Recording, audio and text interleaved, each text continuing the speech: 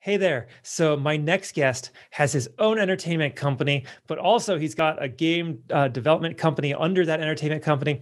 And it is so clear he loves what he does. He loves his employees, his staff, and the energy he brings to his business is just so encouraging and inspiring. I know you all are going to love this one.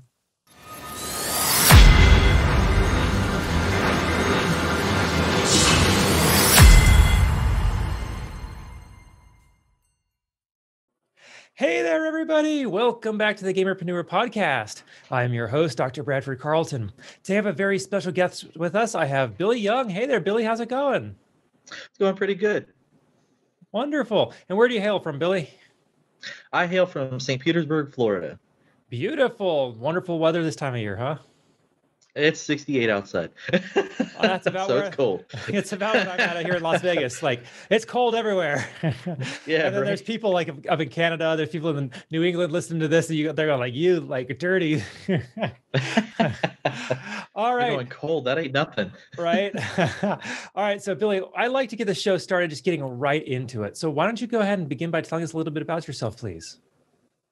So, my name is Billy, and I'm a gamer. Have been since I was just a kid, and my parents would be up until like 4 in the morning playing Super Nintendo. But I actually am now a game designer. And it's kind of funny how that happened because I wanted to be an author. And instead of being an author, I saw video games as kind of like my outlet to give people a digital experience that they could be a part of versus something where it's just like you read it and use your imagination. I love it. Well, that's really cool. I can't wait to talk about what you do. But before we do that, I start every interview with a single question. So I'm going to ask you just like I ask everybody else. So on a scale of 1 to 10, 10 being high, how weird are you, Billy? I think because obviously you could see behind me one of my people from my studio is sitting there, but I think my studio would agree that I'm probably a 10 as far as like how weird I am. Why is that? Hey, get the I thumbs up like back there. uh, Well, but why is I that? like Yeah. I like to have fun. So I kind of tell everybody, in the company and my friends and closest people, like if I don't mess with you, it's probably because I don't like you. And everybody in my company kind of knows, like I mess with them in some weird way, shape or form. I might, do something as fun as just like tease them, or, like the one that was actually behind me who walked away. We like to pretend he's not here. Then we tell him, "Oh man, we're gonna write you up." Like. Okay. Having been a business law attorney, I'm going to completely ignore all the stuff I just heard. All right. Beautiful. Now, you did tell me that you're a gamer, and this is the Gamerpreneur podcast, but I do need your gaming cred. When did you first start playing video games? I started playing video games probably when I was roughly about 5 years old. I started playing all the Super Mario Brothers and like the Donkey Kong games that were on the Super Nintendo. That was kind of like my start into things. What really got me into video games was when I got my first PC. My first PC wasn't much, but I basically, from that point on, I grew up playing Command and Conquer and Warcraft. So that's kind of also where my ideology started, where I wanted to kind of be an author because the story structures of both of those games and the way that the stories were told were really what I got into. And it's kind of something that I'm very proud of as it relates to when we get into, what my business does and stuff, relates to how we're going to implement our storytelling in our games. So it's kind of like a pay homage to the past. Very cool. I love it. Okay. Now, what do you play today if you have time for anything other than your own game? So I was saying earlier, but I really just got into Cyberpunk. I will be 100% honest. I changed my region on my Xbox to New Zealand so I could play yesterday, because I was tired of waiting. I mean, three release dates that were basically pushed back. It's kind of like, yeah, I've been waiting for this a long time because it's just something I've been waiting for since I was in college, and I'm a huge sci-fi nut. So for me, it's just like this has been something that has been in the works for a while, and it's just like I'm so excited now to be able to touch it and play it. And anybody who hasn't tried it yet, I highly recommend it. It is well worth the playthrough. There you go, a ringing endorsement. All right. Now it sounds like you've kind of had the same kind of gamut of games that I've had. You started roughly about where I did, it sounds like. Of all the games that you played, what would you say is your number one favorite? Warcraft. Warcraft, the original one? To be completely honest, I probably have to say Warcraft 3. Warcraft 3 Um, with the expansion Frozen Throne? oh, absolutely. Absolutely. Arthas's march up to Ice Crown was just fantastic. No, but I say Warcraft because it's funny because I swore my entire life I would never pay to play a video game. And I actually had a girlfriend at the time. Christmas rolled around. I was in college, and she bought me World of Warcraft, and she actually bought me the 2-month card, the premium card, so I could play for 2 months. So I was like, oh man, now I got to pay to play this game because you bought it for me. And she was like, oh, it's okay. I bought it for me too, so we could play together. And I got totally hooked into World of Warcraft. But the funniest part about that is actually I had a class in college, and it was my game theory class, and we had to do a paper on basically the like lore, and basically the backstory of any game that we chose. And I chose Warcraft, and I ended up doing a 50-page paper I was on gonna say. basically Warcraft and World of Warcraft, and its history and its lore and everything. And then it saddens me because then you play World of Warcraft today, and it's like they changed so much and got rid of so much, and it's just like, well, that's a shame. Like, that's what made it what it is. So the lore and the friends. Those are the two reasons I played Warcraft. And I currently am playing Shadowlands, and it just doesn't have that same pop. But I haven't had a chance to jump into Shadowlands yet, but I have it, and I've been waiting to jump into it. But I mean, Cyberpunk. okay, I have to ask, like I ask everybody else who tells me to play Warcraft, Horde or Alliance. Oh, I'm Horde. Horde 100%. God, it's nobody plays Alliance. So in my experience, it seems like, and don't take it the wrong way if you play Alliance, but it seems like children play Alliance and more of a mature audience plays Horde. I do have an Alliance character because I was totally sold on those Void Elves. Those Void Elves are pretty awesome looking. But I mean, it's just kind of the experience I've had. I've played on 3 different servers now, and it just seems like, the Horde are more of like, at least in my experience, they're more of like people who want to help you, and they're kind of adults. So you could tell by the way that they kind of like their mannerisms are in chat and stuff, versus the Alliance side where it's like everybody's like, oh, I just killed you, haha, like, yeah, I'm going to go hold and brag about it and everything. And it's just like, what? I have not had that experience, but let's move on. Let's get to the preneur part. So, you own a business. What business do you own today?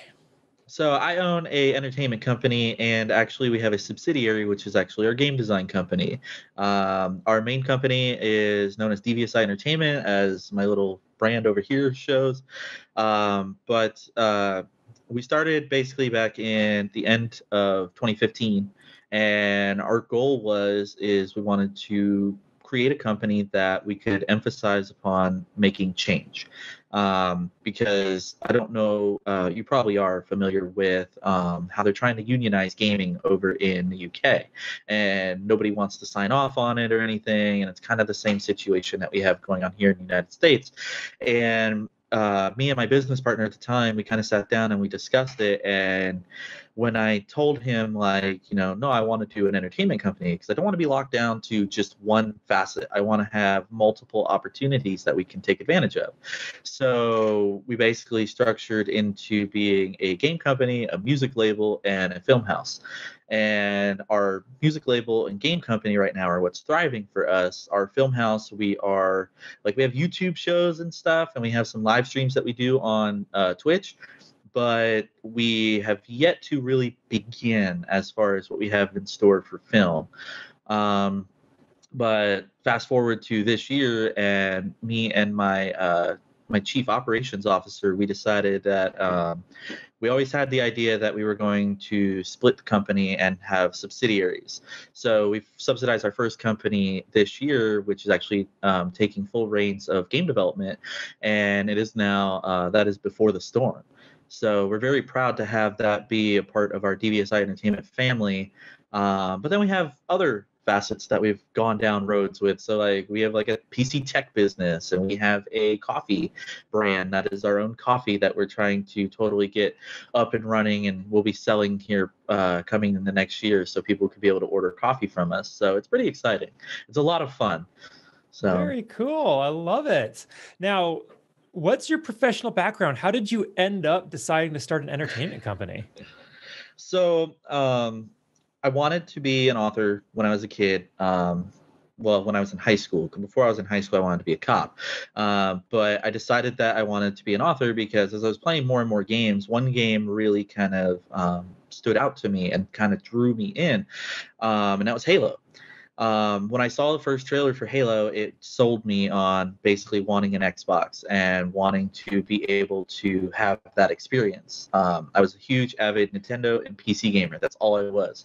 I didn't even have a PlayStation until the PlayStation 4. So when I saw Xbox and I saw Halo, it was like, this is something that's really cool. And when I played Halo, I was so drawn in by the story that it was just like, okay, I want to be an author. And then about my senior year when I turned 18, I was like, I want to make video games. So I went to college. I went to 3 different colleges. Two of them are no longer standing, but I went to DeVry, ITT Technical Institute, and I went to the Academy of Design and Technology. And basically, through my education, I learned how to kind of a broad spectrum. So like 3D modeling, animation, storytelling, business side of things. Like, and for me, it was like, okay, I want to make video games. I want to definitely do this for a career and stuff. Well, what really kind of jump started me into having my own business and, hiring all these fantastic people who are talented with what they do for the company, I actually had a job offer from Microsoft. And I was super excited for it because it was like, man, like that was my dream. I wanted to work for Microsoft and then get into Xbox, and like that was just my huge that was my goal. So it was really exciting for me, and I got to go through the interview process. I got to meet a bunch of cool people and stuff, and it was just like I didn't get the job. And I waited 4 months to actually find out that I didn't get the job because my recruiter finally messaged me after 4 months, and she goes, "Hey, they didn't go with you, blah blah blah." So I was like, instead of letting it get me down, I was the manager of the tech department for Office Depot, and I kind of took a step back and I was like, I'm gonna do my own thing. I'm gonna do this myself. So now, 5 years in, I am now proud to say, I'm partnered with Microsoft, and I have all these other partnerships with billion-dollar companies, and it's just like it's so cool to think about that. But it's like it was not getting that job that was my dream job, which made me start my own dream job, and I couldn't be happier. That's so cool.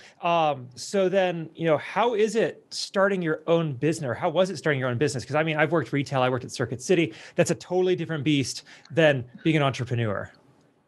So starting my own business, what happened is I actually my business partner was actually the assistant manager for Office Depot, and it was actually funny how this happened. Unfortunately, he's no longer with the company. He decided, he had a different path he wanted to take, and I wish him all the best. But it was funny because one day I was walking right past him, and he was just standing at the end of an aisle, and he just kind of looked at the ceiling. He goes, "You know what? I don't think I want to do this anymore." And from my experience with him and my knowledge of him, he moved here from Chicago down to Florida, wanting to work for corporate Office Depot, and he worked for them for like 21 years, and it just wasn't going anywhere.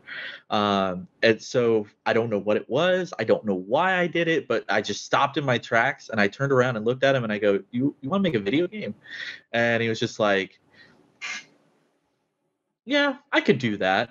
So as soon as he said that, I was like, done, let's do this. So we kind of sat down, we had a meeting between the two of us. For anybody who's familiar with Miller's Ale House, it is a restaurant here in St. Pete that's very popular. And we actually were there until they closed because we were just talking about like ideas, what we want to do. And then he looked at me and he goes, "I'm glad you don't want to just be a game company because, we could do other things." I'm like, yeah, it was always my intention to not just be a game company. I wanted to do other things because, like I said, you don't want to be locked down to just one facet. You want to have all these different opportunities because then you have multiple doors that are open that you can take advantage of. So moving from like the retail life and everything into doing my own thing, it was challenging, especially starting out, but I think it also had to do with the people.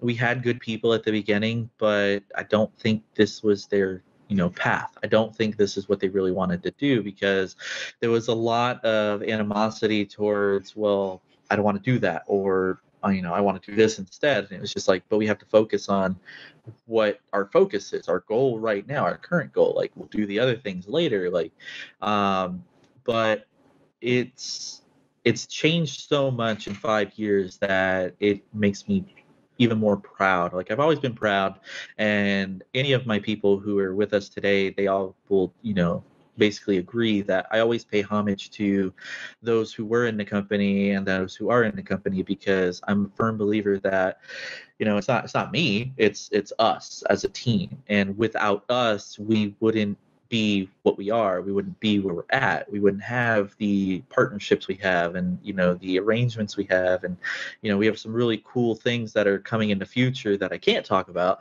but with companies like Razer. So it's really cool to be where I'm at, and when my business partner left is really where I had to learn how to run the business, because he ran the business, and it was a fast learning process, but I think I'm doing a pretty good job with it. So like, from going from like retail to entrepreneurship, it's like I enjoy it because I enjoy the freedom. But I'm also a workaholic, so I work like 24/7. That's so wonderful, Billy. And it's actually incredible. You said you've been at this for 5 years, and the vast majority of businesses usually fail within 5 years. So you guys are doing something. It has to be doing something different than everybody else is doing. What do you think it is about you, Billy, that makes you unique to be able to lead this company the way you have? So I run very transparent. So all of my people know everything that's going on unless I'm under NDA with one of our partners. So we like to keep everything open. We like to have everybody's feedback and their opinion on things. We don't like to make decisions without having everybody know, like, hey, this is what we're going to be doing, or hey, this is the route we're going to be going. But what I think makes it successful is, like I said, it's just the inclusion of everybody, regardless of where they stand in the company. And then the simple fact that just basically, like, I'm willing to do whatever I can to make this work. I mean, one of the coolest things that I really am happy about, and it's something that me and my business partner, like when we started the company, we agreed on, was we didn't want investors. So I've made it 5 years without an investor, without any kind of backing or anything else. Like, everything we have, everything we've done ourselves. We've self-funded. We have basically done everything. I have no loans. I have no investment. I have nothing that I owe to anybody except my people. And that's one of, probably, in my opinion, one of our strengths as a company, is that our people come first. And that's the way that, we always wanted it to be. And I'm just happy to see that even transpire more.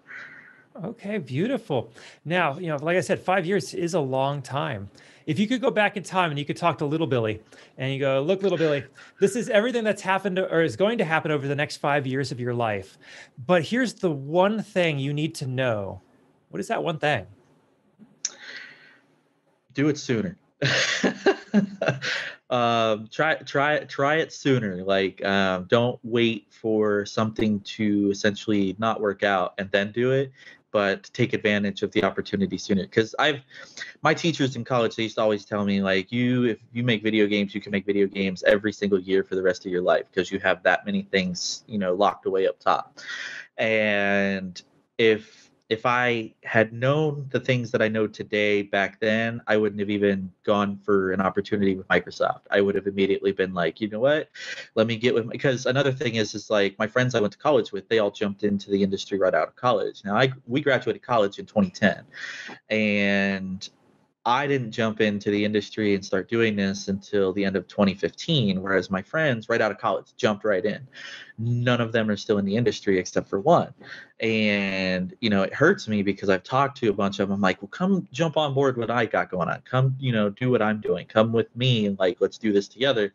And they don't want to. They all feel so burned out by what their experiences were because they were so negative that they're just like, yeah, no, like I don't want to do this anymore. It's not my passion. So it's like some of them are waiters, some of them work at bars, and it's just like, some work in retail, and it's just like it saddens me because we used to always have conversations where it's like, yo, we're gonna do this, we're gonna have our own stuff, we're gonna, and it's to see them where they're at versus where I'm at. It's like I'm one of those people where it's like my friends are my family. So it's like seeing my family like, suffering. And it's just like I don't like that. So for me, if I was to tell, little me what I should do differently, I would be like right out of college, start it. Bring all of them with you and just start it and do this from the beginning. Like do it from the get-go. You'll get all of, the partnerships and stuff down the road, but just start it now. And I think that's definitely where I would be if I could change anything. Beautiful. I have an expression that it's important to get it done, not pretty. Yeah. And yeah, like you got to get started. Whether or not you're going to get the sponsorships, like you said, or the deals or whatever. You just got to get going. I love it. Kind of on a related note, for all the other entrepreneurs out there, maybe they're not starting up an entertainment company or a game company or just any business. Do you have any advice for other gamerpreneurs out there? Always take the risk. Always take the risk. That's the one thing that I have done from day one is take risks. And at the end of the day, it's like you're not going to get anywhere if you don't take a risk. If you are not willing to, potentially almost sacrifice things to get to where you need to be, then you're not going to make it because sometimes not everything works out. And it's one of those things where it's like you just have to stay strong and believe in yourself. And that's one thing that I believe in myself and my team, and I would tell anybody who's starting up any kind of company, whether it's entertainment or not, just believe in yourself, because it may not, work out. I mean, a good example, I never in my life thought I would be able to say, hey, I got millionaire friends. I have two friends who are millionaires. One is a painter who her paintings are basically shown worldwide in museums and they pay her for the paintings. And the other used to work for Marvel and Disney. And it's just like, I never in my life thought I'd be able to be like, hey, I got millionaire friends, but I do. And it's just like, that's a very cool thing. But if I had had any doubt and I didn't take risks and I had let anything, affect me in a negative way, I wouldn't be able to say that today. I love it. Okay, that's really cool, Billy. um, let's talk about you a little more personally, if we can, if that's all right. Yeah. Specifically, I'd like to humble you, if possible, because you have had an incredibly successful career so far. Like I said, to be able to go at 5 years in any business is a major achievement. To be able to do the business of your dreams is incredible.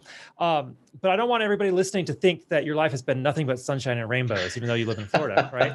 So I'd like to ask, I believe that, it's our failures that define us and not our necessarily successes. Our failures are what teach us the most about ourselves, about, how to do things properly. It's when you fail, you get smacked in the face, you get knocked down. You have to figure out how to pick yourself up, dust yourself off, and move forward. So I'd like to ask, what do you consider your biggest failure in life, and what did you learn from it? So I've made mistakes. I made a lot of mistakes, and there's things that if I could go back, I would change. But with all the mistakes that I've made in my life, I wouldn't necessarily say that I really would look at them as failures. The only reason why is because it's it's only a failure if you don't learn from it, and that's the thing. And I feel everything that I've done throughout my life that has been a mistake, I've learned from it, and I've become a better person for it. Um, the like I said, I don't. I guess you could say the only thing that I would necessarily classify as like being kind of a failure, but I did learn from it was the fact that I didn't get the job at Microsoft. Um, because I literally, for the 4 months that I was waiting, I was just ready to give up. And that was the only time I ever felt that way, where it was just like I felt like, yeah, I'm gonna work at Office Depot for the rest of my life. Like, this ain't really, like, this is my life. Like, I'm going to be the tech manager of Office Depot. Woohoo. Um, because like I said, it wasn't until it was actually, told to me by my recruiter that I didn't get the job, where it's just kind of like I kind of took a step back and looked at things and was like, no, you know what? Like, I'm going to do my own thing.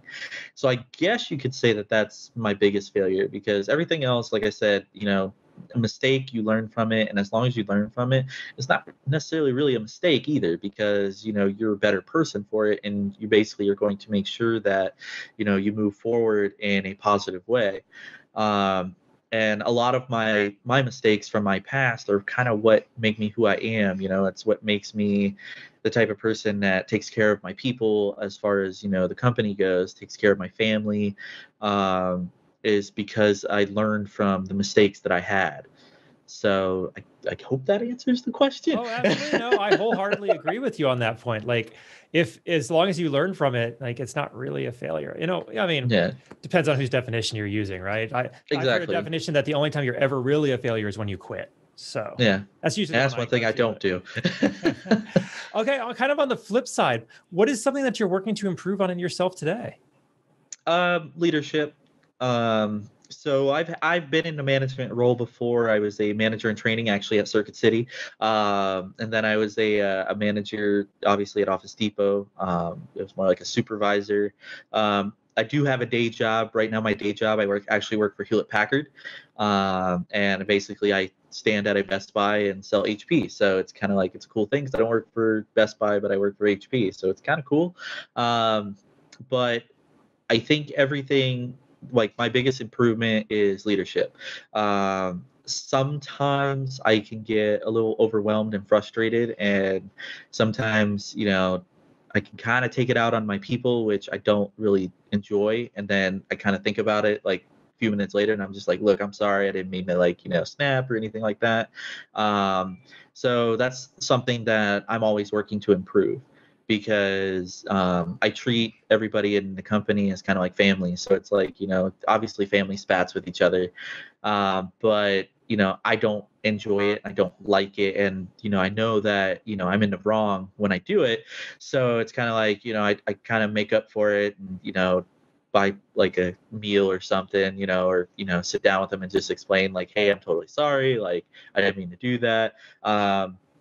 We actually have a human resources officer in the company who is really, really good. I love her to death. And she has been kind of helping me with that, to basically kind of get better with that and everything. So that's my biggest opportunity, is just to basically keep getting better with that and improving, which I am improving. So I'm very happy about that. Fantastic. Okay, kind of a fun question before we bring this in for a landing, all right? What is something that you think that people misunderstand about you the first time they meet you? Who I am. Well, what does that mean? So a lot of people look at me and they'll read me a certain way by how I dress or how I act or how I talk. And the thing is I'm one of probably the most caring people in the world. Anybody in my company, my family, like, they will tell you that I put everybody before myself, and that's always the thing. I've had a couple business associates that I've done business with in the past who, and my business partner kind of falls in this category, which is why he kind of left, that look at me as, I'm out to screw people, or I'm basically, in it for myself or anything like that.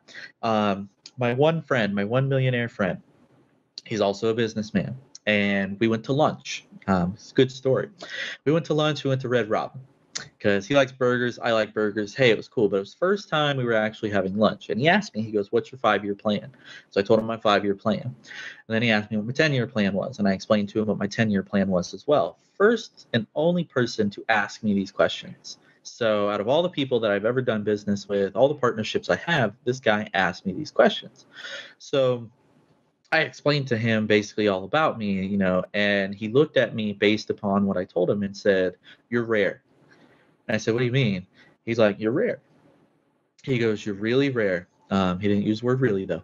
Uh, but he said, you're rare. He goes, I'm going to tell you why. He goes, any CEO, anybody who has a business owner that he knows is all about profit. They're all about bottom line, dollar. I'm not. I'm about my people. How can I benefit my people? What can I do to make things better for my people? What can I do to basically, make things positive for them? Is it monetary? Is it, fame? Is it success? What can I do for them? And that's where people misread me. Because at the end of the day, even if I'm doing business with you, I'm looking at what's your best interest, not mine. Because at the end of the day, I'm already doing what I want to do. I want to tell stories. I want to make video games. I have a couple animated series that I'm going to be doing down the road. I am a released musician. My artist name is Zombie in a Jar. But it's like, I'm already doing what I want to do. And I'm not doing it because I want to be famous. I'm not doing it because I want to be, rich or anything like that. But I look at all of the mediums that I partake in, and then I look at people in my company and the people I do business with, and it's like, how can I make you a success? How can I help you? All the people in my company are very happy because they're in my company and they have access to like $200,000 worth of training that we get because of one of our partnerships for free. And it's like, I give that to them. That's an opportunity that they can take advantage of to learn things that they don't know. I have a lot of people in my company who don't have the education for game design or the education for music or film, but they get the opportunity to touch these, curriculum paths that our partners give us that can teach them all this. And what's even better is they can become certified, and regardless if they continue on with Devious Eye Entertainment or Before the Storm, or they move on to a different thing, that's something they can take with them. And it's something that, they can be proud of because they made that accomplishment. So that's the thing that people misread me about, is that they think that I'm in it to win it, and it's like, I am in it to win it, but not for myself. I'm in it to win it for my people. I'm in it to basically make things easier and better for them, and that's always been my focus from day one. So okay, you really are rare, Billy. Yeah, I don't hear that often. Okay, this has been fantastic. I'm so glad I was able to get you on today. How do people reach out to you, Billy? How do they find you on social media? Where is Devious Eye Entertainment? Devious Eye Entertainment is on everything. Right now, our Twitter is not too active, but our Facebook is active.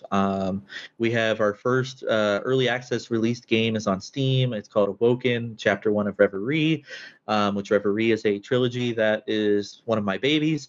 But they can reach out to us via our website. Our contact information is on our website. It's deviouseye.com. That is my dog. But they can, general company email is information@Devious Eye. They can reach out to us there. We do go to local in Florida. We go to conventions, so they can always come stop by and see us physically once COVID is kind of let down. But we have a lot of different mediums. They can follow us on Twitch, Devious Eye Entertainment. We have 3 live shows throughout the week. There's Monday, Thursday, and then there's another one on Thursday, which is like a cooking show. The other 2 are like news. We have a vast amount of live streamers who are part of the company, so they can check all them out. They're on all of our media platforms as well, so people can see them. And then obviously YouTube, Devious Eye Entertainment. So we're everywhere. Beautiful. Okay, now as we wrap this up, do you have any final thoughts you want to share, or anything I didn't ask you think we still need to cover? So I'm a firm believer of our motto, and I believe everybody should know our motto because it is very powerful words. But imagination makes you infinite. Beautiful. I love it. Imagination makes you infinite. That's some fantastic advice to end us with today. Billy Young, thank you so much for coming on today. We genuinely do appreciate it. Thank you for having me. Absolutely. And for everybody else, I'm going to remind you all, don't be just a gamer, be a gamerpreneur.